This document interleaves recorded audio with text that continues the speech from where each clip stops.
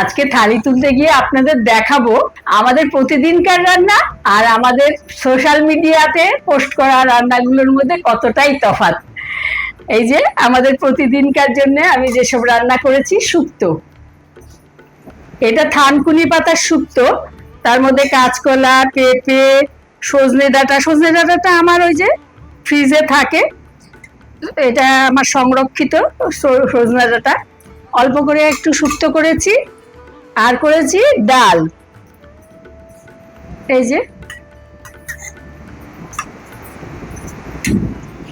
ডাল, আর করেছি আলু পোস্ত। এই আলু পোস্ত আর ডাল খাওয়ার জন্যে আমি পাতে দিয়েছি কাঁচা লঙ্কা আর কাঁচা পেঁয়াজ, লেবু। এগুলো দিয়ে পোস্ত ডাল দিয়ে খেতে দারুণ লাগে।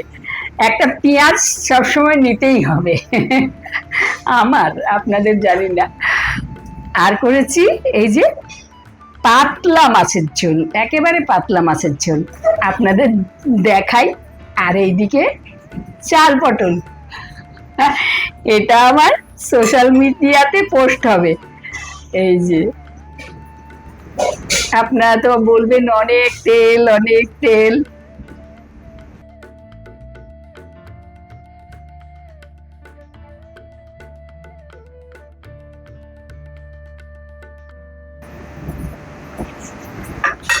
এই যে, আর আমাদের প্রতিদিনকার বাড়ির রান্না, এই যে কাতলা মাছ, আর সঙ্গে যত রকম সবজি পারি আর কি, এর কোনো ঠিক ঠিকানা নেই। আর বড়ি, তাই দিয়ে ঝোল।